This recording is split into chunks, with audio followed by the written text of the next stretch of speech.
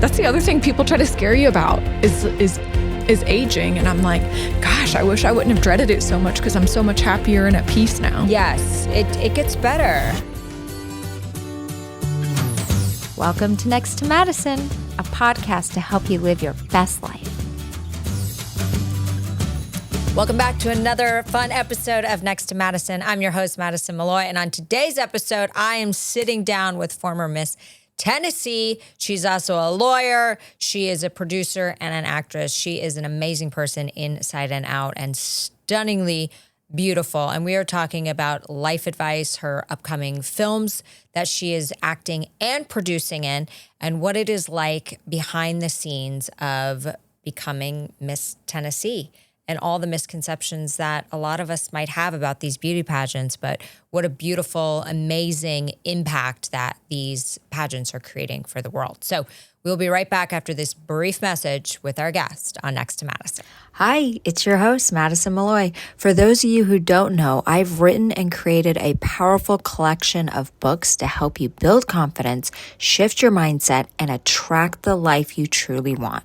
From Time to Lighten the F Up, to Affirm and Flourish, Color Your Way to Abundance, and more. These aren't just books, they're tools for transformation. Grab a copy now on Amazon or at madisonmalloy.com. Now back to the show. All right, we are back with our amazing guest. Again, as I said in my intro, I have got former Miss Tennessee. She also has a law license. She was a former lawyer, and she is also a producer and an actress, and I'm so excited to have her here today. Allee-Sutton Hethcoat, how are you?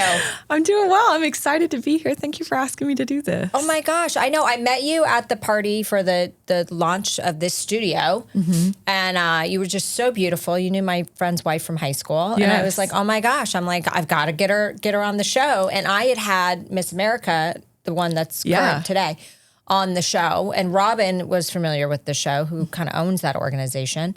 And I'm like, I gotta get you on here. So you were born and raised in Nashville, which is a weird thing because nobody's born and raised here anymore. Yeah, I didn't know. We're in Nashville, by the way. We are in Nashville. Yeah, I didn't know that was the case until I went to college, and people started asking me, where are you from? And I said Nashville, and they said no, originally. Yeah. And I thought, I wonder why people are saying that. And they're like, oh, nobody's from here. It's very transient town because there's now a lot of opportunity here. So a lot of people are moving here, but it's a great place to grow up. I mean, people move here because awesome. it's a wonderful place, and Nashville is such a special soul that really grabs people. And I'm really grateful that as I've aged, I realize how lucky I am to have grown up here. Yeah, absolutely. And it's nice to be in a city that you like, that your family's in. Yeah. My family does not live in a city that I like. So unfortunately, I've got to jump on a plane, and I don't see them as often. I'm sure that's hard. Yeah, I talk because sometimes like you just want to do a family Sunday dinner. Yeah. You know, and it's you can't, but you do have more extended time with them. Like when you go out there, you can spend a week, or you can spend, so, you know, they come and visit me, and, you know, being in New York City, they'd never been to Nashville. So my dad, I think, was convinced I had moved to some cowboy town. Did you take him around? What did you show him? I took him to Robert's Western World on Broadway. Great I said, you got to go here. Yeah, Robert's is great. Yeah, which was awesome. And then we went to some great restaurants, and we went to some nice steakhouses, and then we went to 12 South.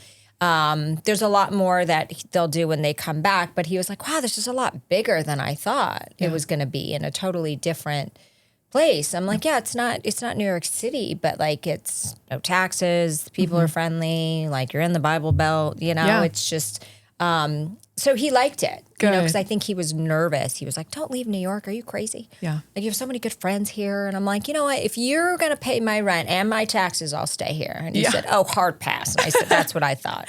I'm leaving. Yeah. I was like, if you're going to fall for that, I'll stay. Yeah, exactly. But it does take people by surprise. And to your point, I'm sure that it's nice, like you said. My friend Maria said the same thing when she came down. Yeah. Well, first of all, she needs a geography lesson because she thought we were going to the Midwest. Yeah. I'm like, girl, you go to Europe too much. Yes. I'm like, there's a whole world out there. Come on, Maria. And she keeps coming back. She loves it. She's like, it's such a young, youthful, like fun town, which is amazing. Okay, so you grew up in Nashville. You went to school at Belmont here in Nashville. I did. And then you became Miss Tennessee. So let's jump into that. How did that whole thing start? After I graduated Belmont, I went to the Nashville School of Law, which is a part-time executive program. So I could work during the day and go to school at night. Yeah. I was already working in production at the time. I've always really loved doing that.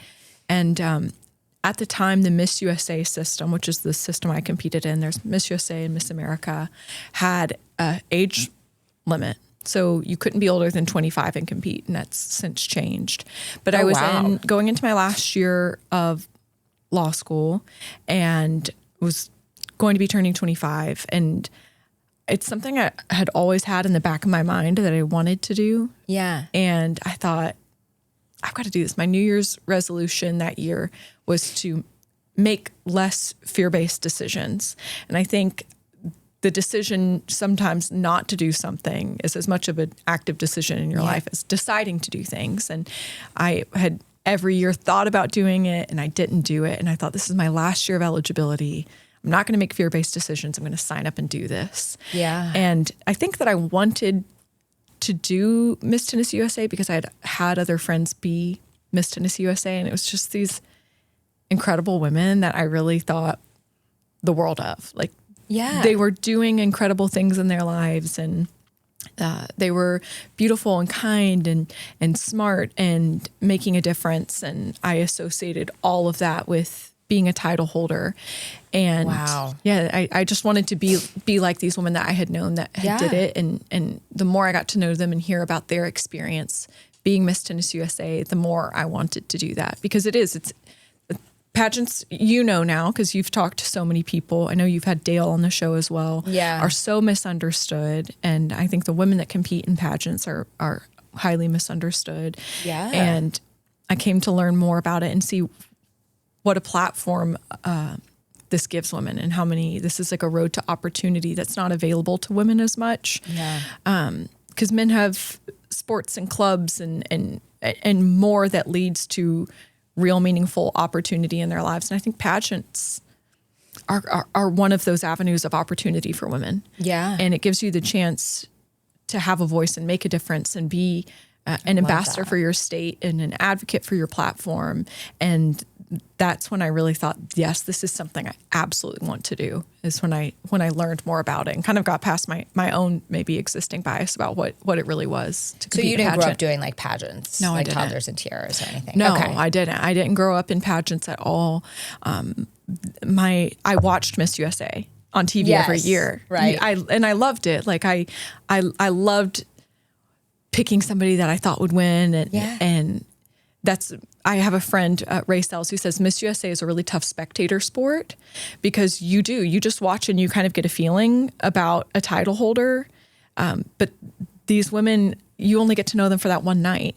Yeah, but they're 365 days out of the year, incredible and doing these wonderful things in their home state. And that's amazing. That's something that I learned, is that, you fall in love with them during the broadcast, but for the rest of the year, they're doing really wonderful things with their title. And so that was really cool. Yeah. So it's really a big charity thing. It is. Yeah. Like, it's a beauty pageant. Mm-hmm. You got to be attractive, but you're also making a difference. You are, absolutely. And something that I learned is the experience is what you make it. There's a lot of title holders that come in and you get to be the architect of your own year and your own experience. You can do as much or as little with it as you want to. And I really, I had a wonderful director, Kim Greenwood, who's a great friend of Dale Smith Thomas, who's a wonderful director. And really, she was the person that really told me that. She's like, this year is an opportunity for you, and we want to know about what you care about and the things that you want to do and how we can support you in that. And so I was really excited about getting in schools and talking to kids, because that's where I had met a lot of Miss Tennessee USA's, is when they visited my school and read a book in my class. And I had like the starry-eyed experience of being like, oh, this is like somebody who's so special. And they whenever they would come, they would talk about things that were important. And the crown's kind of like a way to like sneak in your message, like the crown makes people sit up and pay attention, but then you get to talk about what you like. And I had that experience as a child with a good friend of my mom's, Tawanda, who was Miss Tennessee USA, who came to my class and read and talked about the importance of kindness. And that's what I wanted to do that year, is to get in schools and talk to kids about the importance of kindness and literacy. I love that. So I got to partner with Southwestern Advantage, which is a Nashville-based publishing company, and they donated books that I could take on my school visits and donate to libraries or individual kids in classrooms to, really help children with literacy. That's great. And so it's a year long. It is. Okay, so every year there's a new Miss Tennessee. There is. And do you guys have like almost like a sorority, like an alumni class? Yeah. Oh, definitely. Okay. Yeah. There's like a group thread, and are they all blonde? People say sisterhood. No. Oh, okay. No. There's all kinds of Miss Tennessees. Okay. People say, I think there's a lot of people that shy away from hearing like sisterhood, but it really is a sisterhood. Like, I think that's these a great girls word for it. keep up. And the interesting thing is, for me, there was an element of being starstruck because once I won, all these women I had watched compete at Miss USA that I looked up to and were celebrities and stars in my eyes were texting me being like, congratulations, we're so excited to welcome you on board. And like, I'm here for you. Let me know what you need. And that's, I think, one of the best parts about the experience is just, the community that you gain and how incredible the women are. And the Tennessee sisterhood's really strong. But the Greenwood trifecta, so Kim Greenwood owned, this is another thing people don't realize, is that there's franchise holders who your director essentially is the person who puts on the pageant in your state, and that person can essentially own more than one state. So my director was in charge of putting on Miss Tennessee, Miss Georgia, and Miss Mississippi. So she produces those shows, and then she is your mentor and the person that prepares you to go and compete at Miss USA, and then help you with life beyond. So Georgia, Mississippi, and Tennessee are also kind of their own little sisterhood within the Miss USA family, which is fun because then you go to Miss USA with a couple built-in friends. Yeah. Which makes it easier, Oh, that is great. So, okay, so there's franchises, like people buy into these franchises like per state? Exactly. So Kim Greenwood is the franchise holder, and then you can purchase by state. Now, a lot of things are changing within the Miss USA organization, and I don't know enough about it. So Miss USA and Miss America are very different. I think a lot of people thought they were the same. Right. But they're not. And there's a lot of funny adages. Like, there was a Miss USA who was famous for saying, Miss America is the girl who lives next door. Miss USA is the girl you wish lived next door. Oh, jeez. That's like, but, I think that's because we still have a swimsuit competition, and maybe I don't know if that's where that comes from. Okay. I don't stick with that. The truth of the matter is that Miss USA still has a swimsuit competition, evening gown, and interview.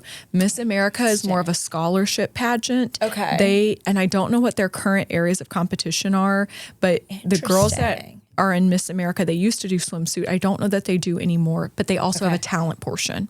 So they all have to have a talent that they prepare and go and perform. That's the main differentiator to me, is like Miss USA still has swimsuit, Miss America has talent. The other thing that I'll say is I think that the Miss America program does a really great job of prioritizing the platform. Like, platforming in Miss USA is a little bit more elective. Like, girls decide, and you can pick to promote literacy and kindness and take that on yourself. But in Miss America, that's required. And you have to be prepared to speak on your platform. And they do a great job of getting those girls out in the community. I don't know what their requirements are for appearances, but the Miss America girls work so hard and are really out doing a lot with their platform. Whereas I feel like in Miss USA, that's a bit more elective. So in order to compete in Miss America, you obviously have to be the state holder. Yeah, state title holder. So you compete in your state pageant. The other thing is in Miss USA, you don't have to win a preliminary qualifier to go compete at your state. I don't know if that's the case at Miss America too. Like, I don't know if you have to win a local prelim. So did you just hear about a casting call and you were like, let's do this? I had known about it because I had friends that were Miss Tennessee USA, and they were kind of like, you need to compete, you need to do it. So then I said, let's look at what this actually looks like. And you submit an application. You fill out all this information about yourself, and then they call you for a preliminary interview, and then they accept your application to compete. And then you just go show up. It was in Clarksville every year. Miss Tennessee USA was hosted in Clarksville. Okay. And they have an orientation about a month before that says, these are all the areas of competition. This is what you need to be prepared to do. And you show up and do the thing. And I look back and I realize how little I really knew. I was not experienced. And there's girls that really, that had competed before that knew a lot and who were super sweet and helpful and like took me under their wing. Stephen Fields, who is a mutual friend of Dale Smith Thomas and I, who's no longer with us. I went to his shop because the girls said that had competed, say, you need to go see Stephen. This is the person who will take care of you and tell you what you need to do. Yeah. So I walked into his shop not knowing anything. And he said, okay, this is what we're going to do. And it all unfolded from there. He talked to me about everything, your hair you need to have, the swimsuit, the shoes for rehearsal, your interview outfit, here's who you need to go and get with. So I really appreciated that aspect too of how many people there were that were willing to take me in and help me. Yeah. Other girls. It really is like a community and a charitable like organization. It is, yeah. You know, behind the glitz and glamour. It is. That's what's at the heart of it. I think that's pageantry at its best. Like I think when pageantry is serving its highest function is when it's providing community and opportunity for women. So you did it when you were older. Yeah. That was your choice. Totally. You wanted to do it. What do you think about these parents that are shoving their children into these pageants? I'm really grateful for my experience. I was one of the older women at Miss USA even. Okay. So I think there was one or two girls maybe that were older than me that were competing our year. And I just look back and I'm really grateful for that because when I look back at myself at 21, I don't think I would have been ready to handle the pressure and the responsibility and the privilege of doing it. Yeah. So I can't speak to people who have done that when they're a child, and I'm not a parent, but you want kids to be able to do what they want to do and do what they're naturally interested in and have a parent that supports fostering that natural interest. So I think there's probably some kids that are like great at pageantry and maybe that's a great outlet for them to see that there's something outside of school and it's fun and they love it. But I'm not a parent, so I know it's like really easy to talk from outside the club, but I think... Yeah, so you think that if when you are a parent that you would, if you had a daughter, would take her down the pageant road or kind of let her... I think I'll want to see what my child's interested in. Yeah. No, I want to see, and I just want to foster their natural interest and... It's this toddlers and tiaras thing, that was almost disturbing at some point. Yeah, like, I think a lot of that is... I hate to judge anybody because there's probably some people that's really helped in life. Yeah. And maybe that's good for some people. Right. You just think of like Honey Boo Boo. Yeah, exactly. You know? I loved that show. I know. I loved Here Comes Honey Boo Boo. Yeah, wasn't she funny? That's such a sad story. I know. What exactly happened to her? Didn't the mom die? I think that Mama June is still with us, and I don't have all the facts straight, but I've heard some things that I think their family kind of fell apart, and I heard some pretty bad stuff. It can happen with unexpected, we call it unexpected fame, really. Yeah. Unexpected influx of money and you're not prepared. You don't have the right team. I think that their family was definitely a casualty of that. Yeah. Amongst other things that I've heard that were really sad. Yeah. But I think there's something to be said. Like if that is something a child is expressing an interest in wanting to do and it's serving them. Absolutely. I think the problem is when it becomes for a parent because then you're putting your kids in something that they don't love. Yeah. I wouldn't want to do that. I wouldn't want my parent to have done that. And my parents didn't do that. No. Which I appreciate. So what did you grow up doing? Dance, ballet, sports? So I actually grew up in entertainment. So my mom was a model and she was doing bookings and I grew up working in entertainment and I loved it. What were you doing? That was something I loved. So you were a child actress? Yeah. Print and commercial and some like local runway. Really small stuff. Yeah. But I loved it because I got to be with my mom and I got, to go get dressed up and do hair and makeup. And from the time, I think in a sense, this is all I've ever really known is working in production, but I loved it. I would ask my mom and wanted to do more and more and more. And so I did grow up doing small commercials and newspaper ads or things of that nature. Because Nashville was a really small market at the time. That's kind of what was available here. Right. And I'm grateful for that as well because that's really, in a sense, small and safe. But of course, felt really big to me when I was little. Yeah.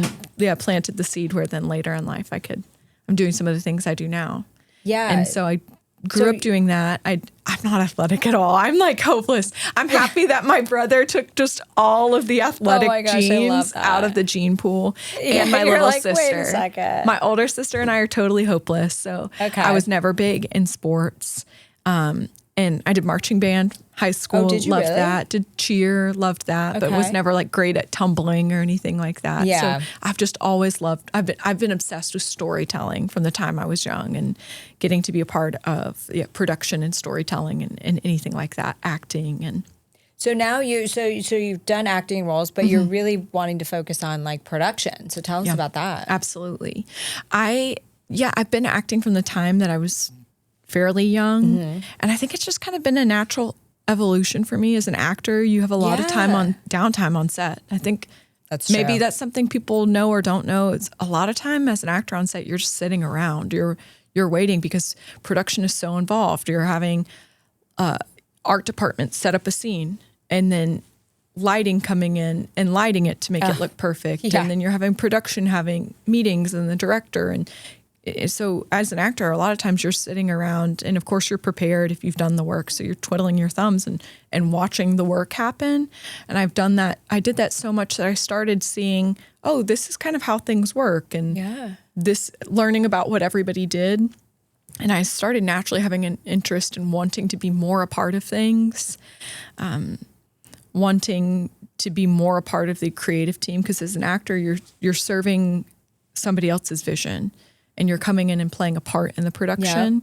And I loved that so much that I was ready for that to grow and get to serve a project more, get to be able to do more for a project. And I have a dear friend, Jesse Edwards, who I had acted for his projects for a decade now. We met working on commercials for National Geographic and then a television show for them. And he's such an insanely talented cinematographer and director. And he cast me in a Western film, The Stolen Valley, that I did in 2020 in Kanab, Utah. It was fun. Incredible film. And during production, we really got to be friends. And he wanted to do his next film and wanted to cast me and talk to me about it, and started asking me about, what about this role? What about that role? And I kind of just volunteered and was jumping in, being like, I can refer you to this actor. Oh, I can help you because I used to work for a casting director. I can help with casting. We can set that up. We can have a callback. We can do this. I can go on the location scout. I know somebody because I was born and raised in Nashville. Right. This would be the perfect place to shoot it. This is who we'll call. And he was the one that told me, he said, you're producing. I love it. Which I didn't realize. I didn't know that's what producing was. I just wanted to help. I wanted to be a bigger part of the vision. And so he was really gracious in officially giving me that title and handing me more responsibility. And I was an associate producer for The Wild Man of Shaggy Creek, which we did last year. Okay. And then... Nice. Congrats. Yeah. Night before last, we just premiered the second feature film that I produced for Jesse, Robbery at the Rockville Theater. So, wow. Yeah. Okay. And where can we see those? Well, hopefully soon, Robbery at the Rockville Theater will be available streaming. Okay. Right now, we're in the process of the film where it's getting shopped to distributors. Yep. So there's a bunch of different ways that movies get made now. Yeah. And the road that Jesse and his production company 323 has taken is to create a movie and have total creative control, and then take that product and offer it to distributors and saying, here's what I made. Would you like for this to be on your platform? Yeah. So I think the dream platform is with Angel Studios. So it's in the process right now. Is it Christian based? It's so 323 is, it's one of those. It's not directly faith based, but they're a production company who have Christian values at their core. It's like making movies that matter, that the entire family can enjoy. So I wouldn't say that. Yeah, it's rare now, and so I wouldn't say that it comes out with the Bible, but I think that in everything that Jesse does, from the perspective of how he treats people, how he builds his set, and what he's trying to make is driven by his personal faith. And I think that he really delicately tries to share that, because I think he's somebody, and like a lot of people who have a complicated relationship with religion. Yes. And want to reach people. Yeah, I've had this conversation with friends recently where, they feel judged. Mm-hmm. And I tell them, I say, there's a lot of judgy religious people, but those are the people that are actually hurting. Yeah. And those are the people that might not make it to heaven. Just because you go to church doesn't mean you automatically get a hall pass. Yeah. you know, I said, but you just stay away from those people. Yeah. It's like anything. You're going to have your good people, your bad people, the people you like at work, the people, you know, and if people are judging, you just realize that maybe they haven't received the message then. They don't get it. Yeah. So ignore those people. Absolutely. You know, because I think that's what started to turn a lot of people away. And it's like, it's so many rules. Like I'm being judged for everything. I'm like, no. Yeah. And I think that that's why I'm so hesitant to say, yes, it's faith-based, because the faith values are there. But I think a lot of people immediately shut down when they hear a movie is faith-based because that's the feeling that they associate with religion. Yeah. But it sounds like he's doing the opposite to kind of open up those doors to where you can find your faith, whether it's at church or bringing God into your home or into your heart, whatever it is that works for you. Yeah. I think. But I think it's just also like being a good human. Absolutely. And like, how do you make a difference in this world, and that we're all here to like serve each other in some different way. Yeah. I think that's what's at the heart of everything he's doing, which is one of the reasons why I'm so excited to be a part of it. Yeah. I'm the same way. I don't ever want to make people feel judged by my faith, but I want people to see Jesus's love and light and through me and what I do and the work that I'm giving my life to, you know, and exchanging my time for. And that's really what's at the heart of Robbery at the Rockville Theater. It's a really fun movie. It's a family-friendly whodunit. How did it come up with Rockville? That's actually Rockville, Long Island. No, I know. Well, Rockville is the name of a high school in Murfreesboro, Tennessee. Oh, and whenever Jesse was writing this movie, he was writing it for Bryson Patterson, who is an actor that we had the privilege of working with on The Wild Man of Shaggy Creek. Okay. And Bryson goes to Rockville High School, and he's a part of the theater program. And Jesse just didn't mince any words. He was like, Rockville, that has a nice ring to it. Robbery at the Rockville Theater. Yeah. And so that's where that came from. And so what's it about? It is a family-friendly whodunit film about a small high school who has a fundraiser for their theater program, and the money goes missing. And the kids in the theater program, Bryson Patterson, the star, and his sister tried to solve the mystery and find the money so they can put the play on again. And it's fun. It's a big movie like movies used to be. It's like a little bit detective. It's a little bit zany, funny, comedic, musical. But really at its heart is the family value. And it's about Seth Poloni, the main character who Bryson plays, and his own personal journey of being reminded who he is and what his values are. And yet not losing sight of that. That's really what's at the core of it. And Jesse talks about it in a way that's much more beautiful than I'm sure I'm butchering it now. But at its heart, it's about, having your values and sticking to those values, not losing sight of them. That's exciting. Well, congrats on that. So were you in this one as well? I am. Okay, so I was acting and producing. I love it. Thank you. Yeah, I do too. I did love it. I loved getting to do both. Yeah. That's one thing I'm wondering about in my life right now that I'm curious about. Like, doing both was tough, but now I think that I've produced. I don't know if I could ever go back from like taking a step back maybe from not producing. I'm like, oh, I love getting to produce the projects that I'm acting in. Yeah. I think if the right opportunity's there and it's just one or the other, you would be able to make that decision at the time. Yes. You know, it's because it's like you still do want to be in front of the camera. Absolutely. But it's good that you have this skill set, because I think a lot of actresses get older and they're like, I don't really want to be in front of the camera anymore. I want to be behind. Yeah. I think it's nice. As you get older, you do want to make a more meaningful impact. Yeah. And I do. I love jumping in and acting and being a part of other people's vision.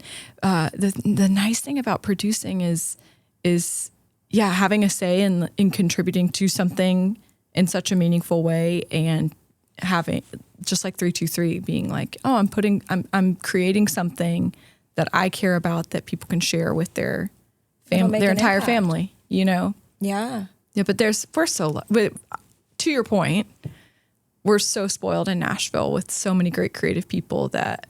Well, especially now that everyone's moving here. I know. You know, from New York and LA, that it's kind of like... But I'm surprised they don't have better tax breaks yet.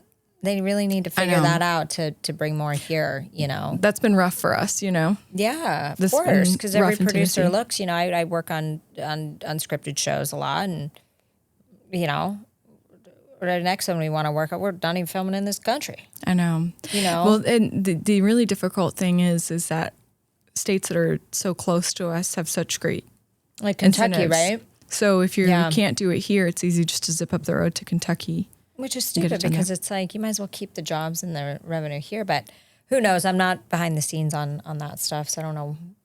Are you not you don't? Are you? Well, I am, but I don't have a production in Tennessee. Yeah. You know, so I haven't not really. Yet. Yes, not yet. That's true. That's not true. Yet. Yeah. What would you want to do? I don't. You know, I really like the unscripted world. I've had a lot of fun with that. We are, you know, I'm secretly working on a project that I love now, but that'll be out of the country. So it's just exciting. That is exciting. You know, it is exciting, and it's, you know, the financing pieces and the story but it's the whole thing of it's the value. I wouldn't call it faith-based by any means, but it is a, you know, story to help people to heal, you know, in a way. So I guess it could be faith-based. You know what I mean? But it's supposed to be entertaining, healing. But yeah, we're excited about it. It's just now, you know, going through those phases of who owns what, blah, blah, blah, blah, which is a good problem to have. So exciting. Yeah. So, but no, I definitely thank you. I definitely want to do something here for sure, since I'm like based here now. You know, I just don't know what that is. I feel that I used to come up with all these shows and they'd get so close, and like, you know, one was like, I thought the next week the network was signing it, and then something happened with the crypto market, and the guy was too closely tied to something and pulled it overnight. And so, you know, it's the thing is like you always live in the assumption it's done, like live in the end, but you also have to just be prepared and just keep putting great ideas out there, and you just don't know what's going to stick. But as far as like ideas come, like I don't sit there and force it. Ideas, if I meet people that I feel there's a synergy, or something can be done, I'm like, you know what, let's explore this.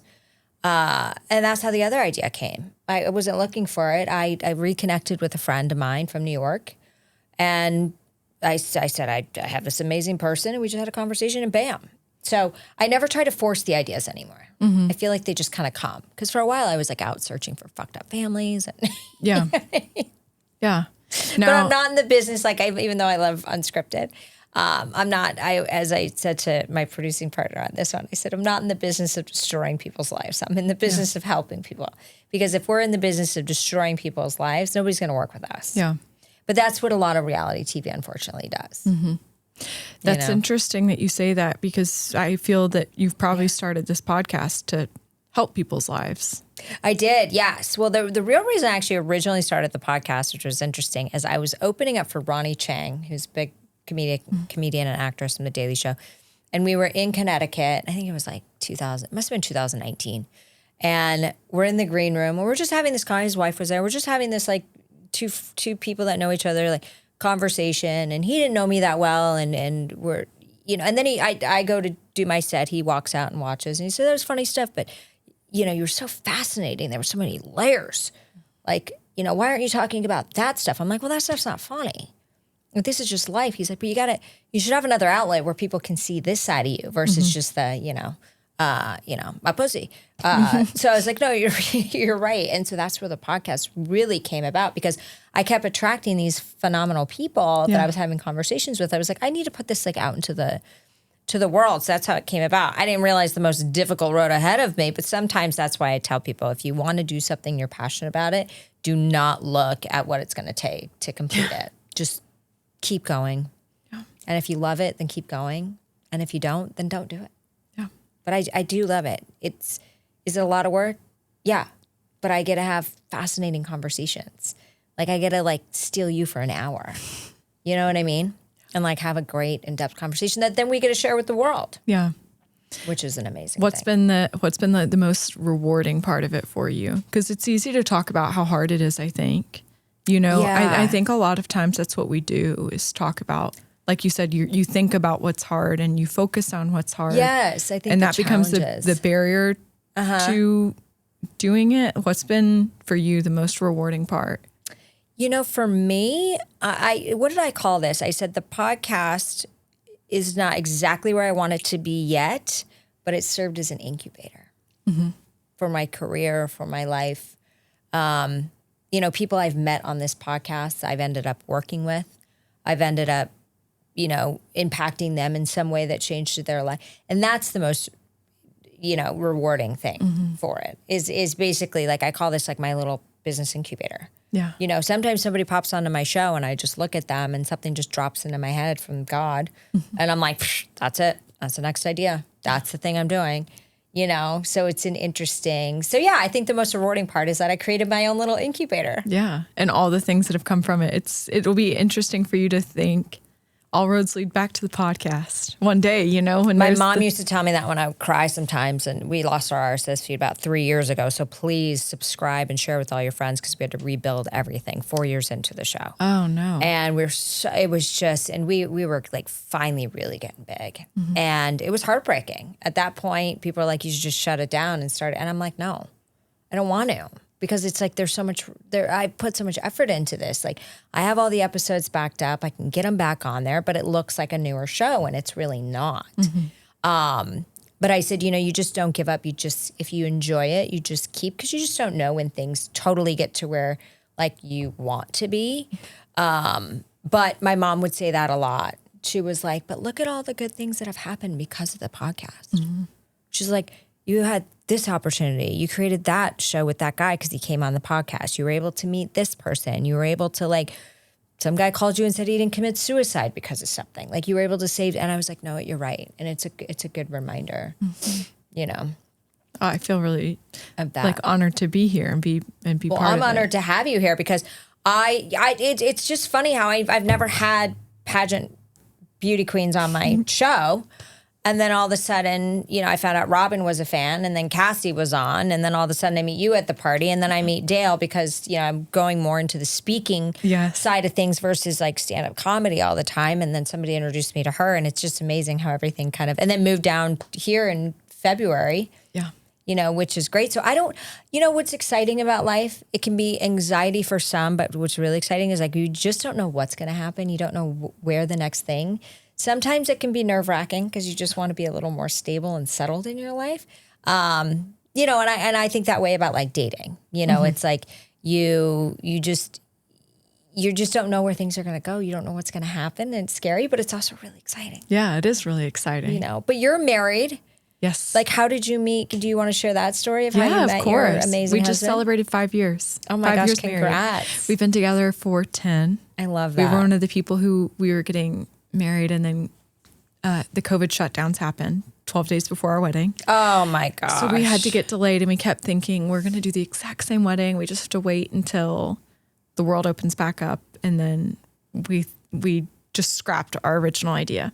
Yeah. And finally had a small intimate ceremony. Wish we would have done it sooner, but it ended up being perfect. No, but yeah, I'm happily married. I've got the most spectacular husband in the world. And my mother-in-law actually introduced us. I was friends with my mother-in-law first. She owns a production studio in Nashville, not the one that we're at today, but another one. And I was working on a show there.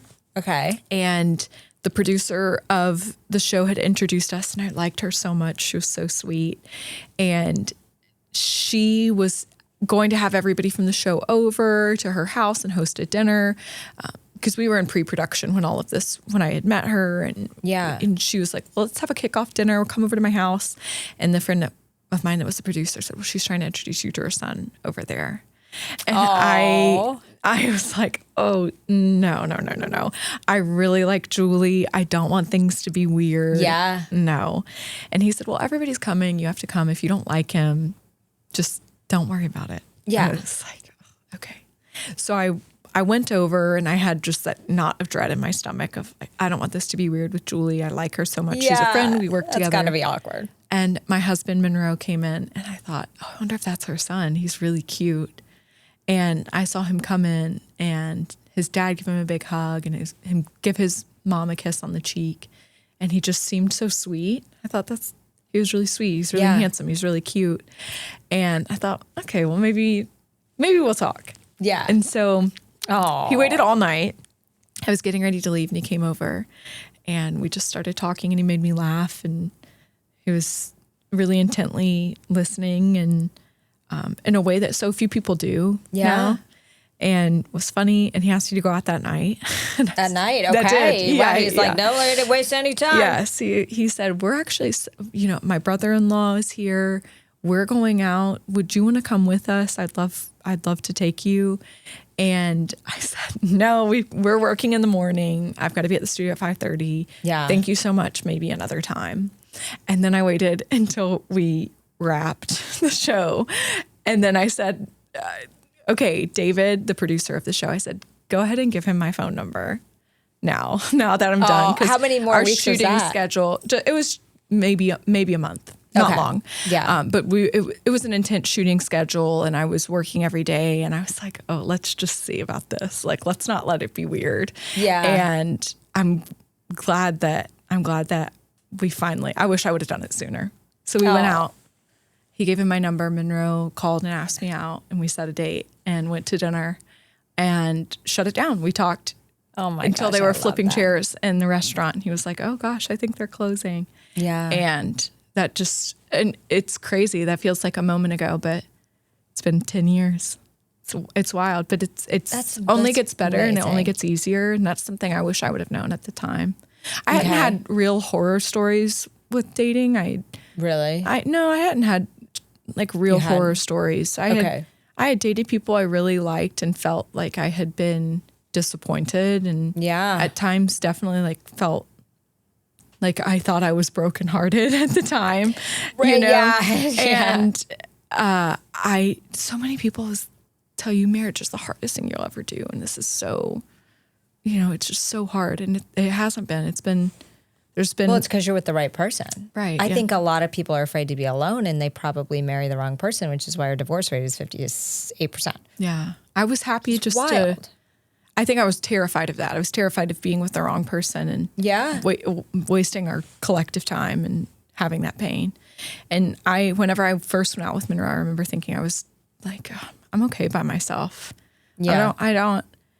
I remember thinking I would be just as happy to like sit at home tonight and hang out with my mom and watch a Lifetime movie. I love Lifetime movies, right? I do too. We all know what's going to happen, but we love it. It's like, and then the Hallmark is the opposite, yeah. Right? And it's like, I love Hallmark movies. I do too. I was at a point where I was just as happy to sit at home, and I think that was probably then the right time to go. Because you were just detached from all that. So you guys were like, as soon as you met him, you're like, this is the guy?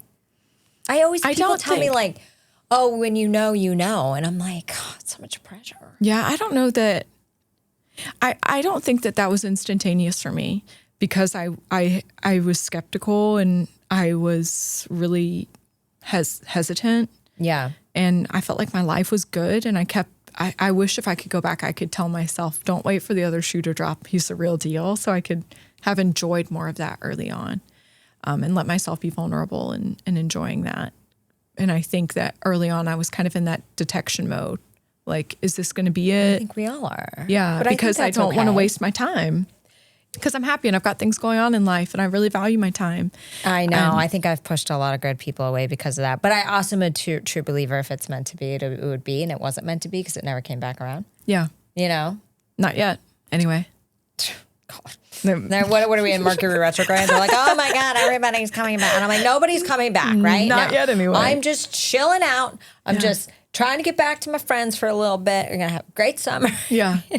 It was interesting. There's not like a moment though that I think I knew. I think the knowledge that he was somebody who I wanted to spend my life with was really gradual, and like, I appreciate that. It was a slow burn. It was slowly feeling safe and sure and showing up for each other again and again, and things feeling so good for so long. And then it wasn't even a question in my mind after a while. There wasn't a moment where this is the man I was going to marry, but there was a moment where I knew I would never marry anyone else.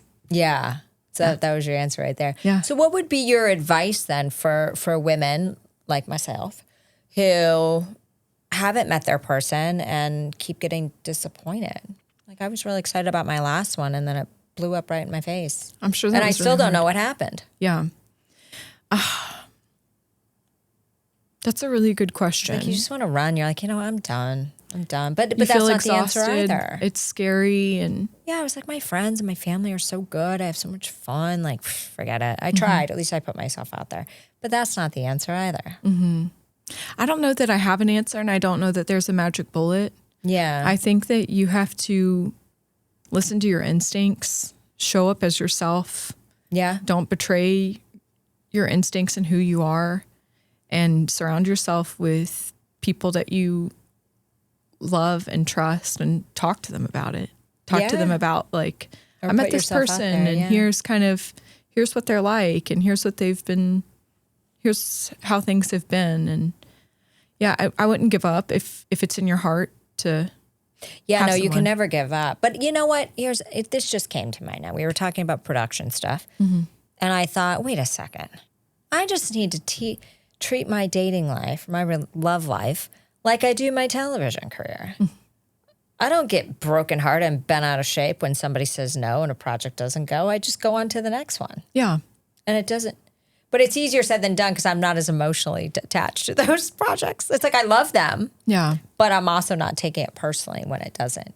Yeah. I think you and I talked about this too as well. If that's what you want is to find your person. Of course. Don't lose your excitement over the fact that that's still in your future. Yes. Every time it doesn't go well, or you find yourself disappointed. One step closer, maybe? Yeah, just remind yourself that, like, your great love story is still out ahead of you, and you still get to live that. I love that. And just be grateful that you know. Be grateful for the experiences, even when they are rough, that you learn, right? And you knew, and you didn't wind up with that person. And maybe that's the best thing, is like, try to stay excited about love if that's something that you want. And if it's not there yet, sit in the excitement and the anticipation, and let the joy of that anticipation wash over you, rather than the dread of how long that it's been. Wow. She just made me go silent, because I was like, wow, that's the most profound thing I've ever heard. Say that again. Sweet. I think that's so worth repeating. Yeah. Well, I don't even know what I said, except to say don't focus on the dread, but sit in the joy and excitement of the love that's to come. Yeah. And how exciting that's going to be when it happens, no matter what negative stuff can be happening around you. Yeah. It's like, stay in that excitement moment. Well, if this isn't it, still be excited, because like, wow, I still haven't met them. That's kind of cool. Yeah. And you get to have that. You get so ladies, still ahead of you. Stay in the excitement. Hey, usually it's a free dinner anyway, so enjoy the excitement. Yeah, you should. And the other thing is too, is you'll laugh about it. Like, you'll take your bad experiences if you really get want lots to. Of laughs. And now I get to go back to New York and just work from there and hang out with my friends and come back when I feel like it. It's great. You know what else is interesting is whenever I was dating, whenever I had a bad experience, I quantified it as something bad that happened to me. Okay. Looking back, I know that I was, a lot of times, there was something I needed to learn there, or I could have been part of the bad experience for somebody else. And when I look back, I look at those experiences, and I know each one of those things that happened helped prepare me to be the person that I needed to be for my own life, and to see Monroe for who he was in my life. Like, all of the bad experiences that you feel happen to you can also be something good that happened for you. Yeah. And prepare you maybe, for love, or it doesn't have to be if that's not something that you value. But like, I needed those experiences to happen so that when I met Monroe, I could see and appreciate him for who he was. And that was my husband. Yeah. I wouldn't have. I love that. That's so beautifully said. Yeah. I wouldn't have known that.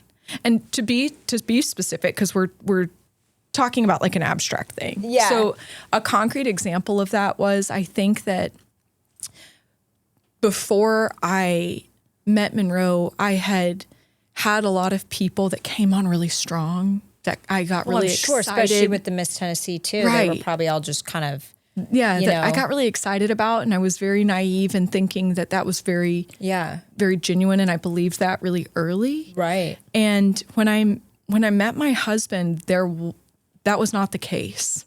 And I think that at a time in my life when that was something that excited me, if I would have gone on a date with my husband, I think the thing I would have walked away thinking was, I didn't have butterflies. Like I didn't have butterflies. He wasn't Oh, yeah. And instead, after all of those experiences, I thought, I want somebody who brings me peace, who makes me feel calm and still and that I can be present with. And it took those experiences and me learning to be able to sit with him on a date and see the value that he brought. Yeah.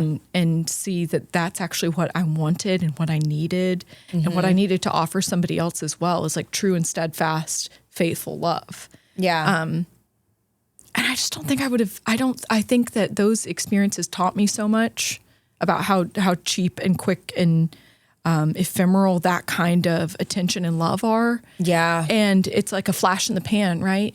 Yeah, and whenever of I showed up course. at dinner with Monroe and he sat and was calm and peaceful and intentional about our conversation, I wouldn't have been in a place earlier to really appreciate that and be a match for him as well. Yeah. And I'm sure your now mother-in-law was thrilled. She was like, I was the She's one the that best. did it. Oh yeah, she's our Cupid. She's really cute telling the story because she tells it from the perspective of talking to him, being like, oh, there's a cute girl. And she always does this great line where she goes, oh, I could hear his eyes roll through the phone. Yeah, I'm sure, right? Yeah, He's and probably like, oh gosh. But it's great was he in now I have production? No. No, He okay. works. My husband works in private equity, so something completely different. Okay, And which is nice. It's a good balance. Yeah. I also think that I probably needed those experiences as well to be open to that. I thought I needed somebody creative, and I learned a lot about like everybody's creative really in their own way. Even in being an attorney, like you have to be creative in your argument and your research and how you present your narrative and things. And I learned that creativity is so different from what I thought it was. And I always said, I want somebody who's really creative. And I needed to learn a lot about myself to see and appreciate him. And it's nice that we have a very harmonious relationship, I think. Yeah. I think I'm really crazy and loud and creative in the way that I thought of us being creative. And he's creative in that he's a problem solver and he's rational and like, that's kind of how it works. But there's a great symbiosis in that. Oh, I think that is knowing cool. yourself That is a big so part great. of. And you're just so sweet too. Oh, like you have such a calming presence as well. That was like when I first met you, I was like, she's so calming. She's so sweet. You're sweet. I don't think I was always like that. Really? No, I have you felt like as you've gotten older that's happened? Like, I feel like as I've gotten older, I've settled more into myself and can be. Yes, you do. And you give less of a shit what anybody else thinks. And I think that's what helps you settle into the stuff that used to unravel you in your younger years is now like, whatever. It's not, I hope that there's, at our age, that's so nice. It's so nice peaceful. that you have that peace and like calm and you don't feel. I agree. I think when I was younger, I was stressed out about a lot and who I was and what I needed to do and who I needed to be. And I hope that younger girls that are watching this have that to look forward to. That's the other thing people try to scare you about is aging. And I'm like, gosh, I wish I wouldn't have dreaded it so much because I'm so much happier and at peace now. It's true. And especially like, I mean, these younger kids now, it's like they don't have to worry as much. I mean, there's so much advancements in healthcare and anti-aging. Yeah. Like you'll be fine. Trust me. Yes. You know what I mean? Gonna live forever. And like, and I don't want that, but you know what I mean? Like, I think it's just, but there's a peace in coming, I remember when I, would get like a few lines in a rise when I was younger. I'd be like, oh my God, my worth is gone. Mm-hmm. And now I'm like, I'm allowed to have this. Yeah. I've earned this shit. Yeah.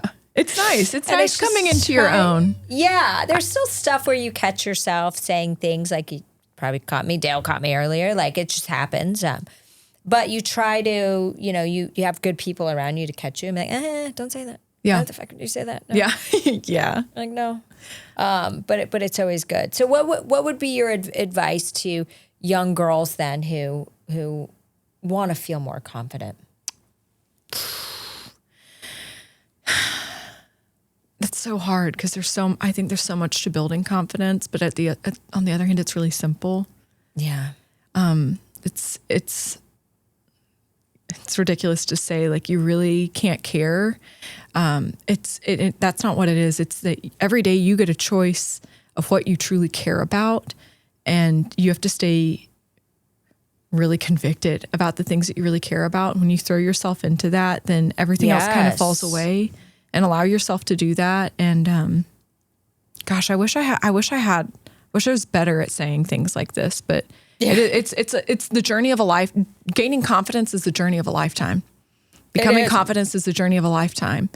And my husband always says greatness is just one small thing stacked on top of another small thing on another small thing. And I think that's how confidence is taking one small thing each and every day that you can do for yourself and building that up over time. Yeah. And I think that focusing on really what you care about and being dedicated to that builds a lot of confidence, because it shows you what really matters. Yeah. It shows you who supports you, who loves you, who cares about you, who checks in on that. No, I love that. It's well said. Yeah. And then what's the greatest piece of advice you've ever received? Oh gosh, the greatest piece of advice I've ever received. I'm Catholic. Okay. And I've been in confession. One of the first times I was in confession growing up was for confirmation, which is one of the sacraments within the Catholic Church. And I remember going to confession and saying, I just haven't been as good of a daughter and sister as I feel like I could be. Like, I fight and I am angry. And I remember this sweet father at the time said, the people that are closest to us are often the hardest to love, but they are also the most important. And it really gave me permission, I think. Wow. And with that advice is like, you're going to mess up and that's okay. You just have to keep trying. Like, it's going to be hard to love people and love them well, but that's the most important thing you can do. And I think that's what I try to do in all things that I do, whether that's in my marriage or with my parents or my siblings or in my work. 'Cause like, truly our work is love. Yeah. We love, it's a labor of love. Absolutely. It is. Yeah. It is. If you're not doing what you love, you're in pain. Right. And when you're doing what you love, I think that you're putting more love out there for other people. Yeah. And so that's a principle that just, I think, and lesson that's applied across all of my life. 'Cause a lot of times your work and what you love to do is the hardest thing to love. It takes the most from you, but it's also the most important. Like, yeah. And when then that imposter syndrome and the self-criticism can come in too, so it can make it even more difficult. And I don't even know if that was direct advice as much as it was just like a permission giving statement, where it's like, yes, you're like, yeah, like you have permission. And that's the thing, I think, maybe what I'm taking away is like, you have permission to live your life.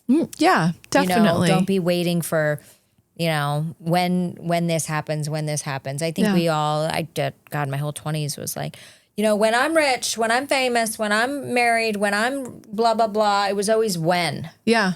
Instead of like, no. You got to live that identity like now. Yeah. But it was hard. So it's like you were always pushing off and like you forget to live. Well, and that statement also applies to self, right? Yeah. Like, oh, 100%. The people that are closest, yourself, like sometimes yourself is the hardest person to love, but it's also the most important. Yeah. If you can't love yourself, how can anyone else? It's just like confidence, like everything that we've talked about today. Yeah. I think like everything that we do, like life is hard work. Life is just a lot of hard work, but you get the choice every single day to wake up and choose how that work is going to feel to you and what you're doing that work for. Yeah. And, there's this great speech that changed my life called "This Is Water" by David Foster Wallace. Okay. And if people haven't listened to it, they absolutely should. Okay. But that's the adventure and the labor of a lifetime is like one little thing every single day that you do. It's like you do get the choice. And it's everything that kind of boils down to you get to be the kind of architect of your experience. And we've talked about faith. Director, writer. Yeah. Your life. Yeah. Yeah. Absolutely. Well, this has been amazing. So tell everyone where they can find you, follow you, learn more about you, watch your movies, all that good stuff. Okay. You can find me on Instagram. I'm at Allee-Sutton, spelled in a weird way because my parents are super creative. ALLEESUTTON. That's probably the best place. I post there about all the work that I do. Shoot me a message too. Like I love having conversations like these. I'm always not the most articulate, but we'll always hash it out in the end. And I'd love to hear from you. Well, thank you so much for coming on the show. Thank you for having me. You're beautiful inside and out, and I'm so honored to call you a new friend, Happy to be which I love. Too. Thank you. Yes, you asked me one of the most rewarding things about the podcast, making new friends too. Yeah. So thank you. And thank you to everybody who's listening. We will see you next time to find out who's next. Bye. Hey, your host here, Madison Malloy. Please make sure to subscribe to the show on all podcast platforms, and please rate and review us on iTunes and Spotify. Also, if you have any questions or comments, you can email us at contact@nexttomadison.com. I thank you again for listening. Bye.